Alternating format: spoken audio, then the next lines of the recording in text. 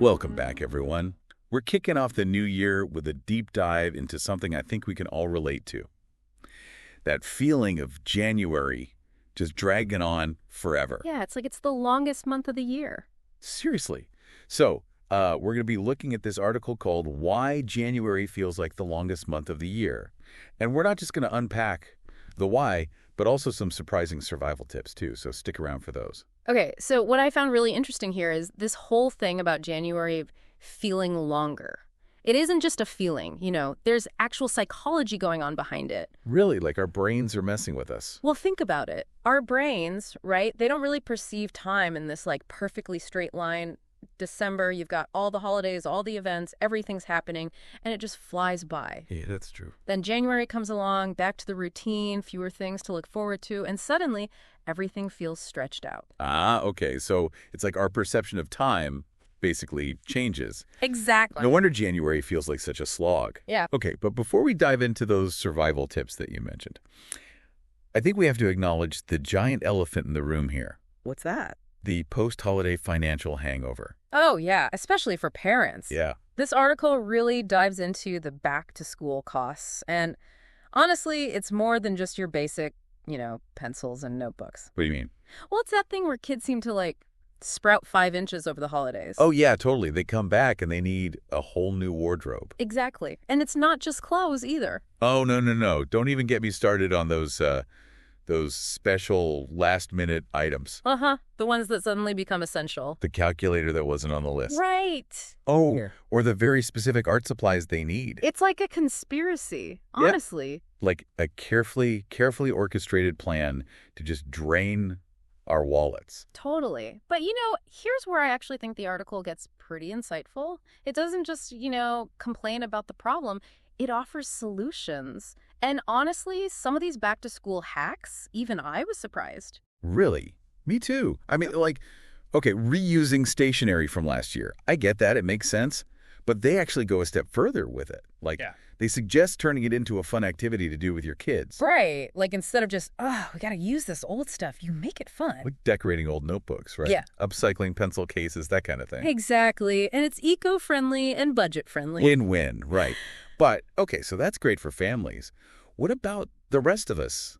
Just trying to deal with these sky-high grocery bills in January. What do they say about that? Ah, good point. Well, the article throws out this challenge they call Raid the Pantry. Basically, the idea is to use up absolutely everything you've got in your fridge and freezer before you even think about buying anything new. Wow. That's pretty hardcore. I know. Now, to be honest with you, I'm a little skeptical about this one. Yeah. I get the whole reducing food waste thing. I'm all about that. But wouldn't that get boring pretty quickly? And what about making sure you're still eating healthy, with variety and all? That's true. Those are good points. Maybe it's more of a starting point. Yeah. Not like a strict rule you have to follow religiously. More like, okay, let's see what I can do with what I've got. Yeah. Like maybe a week of pantry-only meals. Yeah. See what kind of creative dishes you can come up with. And then supplement, as needed with fresh stuff. Okay. I can get on board with that. Yeah. That's much more balanced. Right. And it really ties into that whole theme the article emphasizes, which is being resourceful. Which, honestly, I think that's really the key to surviving January. Totally. And it's not about, depriving yourself. No. Yeah. It's about working with what you have. Making the most of what you already have. Exactly. And speaking of making the most of things, the article has some pretty interesting tips for cutting running costs, too. Just around the house. Oh, okay. Like what? Little things, honestly. Like just remembering to turn off the lights when you leave a room. Yeah. Using natural light instead of lamps. Even things like taking shorter showers, instead of running the hot water forever. They can all add up. Yeah, I guess it's like those little tiny leaks in a boat. Exactly. Individually, it doesn't seem like much, but over time, it can sink you. Oh, I like that. January is all about plugging those leaks. Plug in the leaks. That's a good one.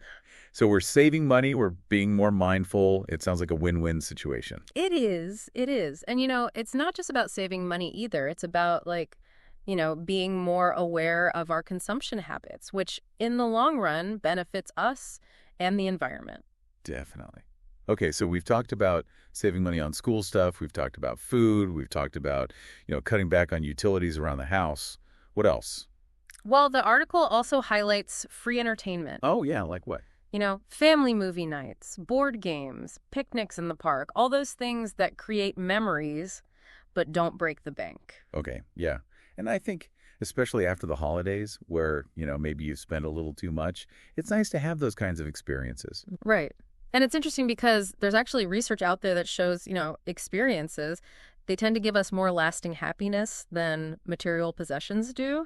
So in a way, January kind of forces us to prioritize those meaningful moments. It's like a financial detox. Yeah, But with, like, a side of quality family time. exactly. Okay, and speaking of detox, the article's final financial tip, and this one is pretty straightforward. They call it Shut That Purse Tight. Basically a call to just resist those non-essential purchases. Maybe it's not about a complete spending freeze. It's more about being intentional, right? Yeah. Like, okay, do I need that new gadget right now? Or can it wait? Right. Could that money be better used somewhere else? Exactly. It's about making conscious choices rather than just giving in to like those impulse buys. And you know what? It actually ties back to what we were talking about earlier with our perception of time. January feels so long, right? So those delayed gratification muscles, they get a real workout. Yeah, it's like we're training our patience right along with our budgeting skills. Exactly. Yeah, that's true. It's that whole thing where it will end, but it just feels like it never will. I think this is where that comparison the article makes about waiting for a WhatsApp message to turn blue is just so relatable. Yeah. We all know that feeling, right? The anticipation, the checking and rechecking, the impatience. Oh, yeah. And then finally, those two little blue ticks appear. And it's like, yes, the wait is over. We can move on. Exactly. And just like that WhatsApp message eventually delivers, February will be here before we know it. So what does all of this mean for you, dear listener? What's one small change you can make today to make January feel a little less daunting, a bit more like a fresh start? Is it committing to a daily walk, getting out in the sunshine, maybe trying out a new mindfulness app? Or could it be something as simple as just acknowledging that it's okay to feel those January blues, giving yourself permission to rest and recharge? After all, we're all in this together, right? And remember, even though January might feel like the longest month, it does eventually end. Just like that WhatsApp message finally delivers, February will be here before you know it. So on that note, everyone, we've come to the end of our deep dive into the never-ending story, January. We hope you found it, helpful, maybe even a little bit fun. Thanks for joining us. And remember, you've got this. January's almost over. We'll see you back here next week for another deep dive into something new. Until then, stay curious, everyone.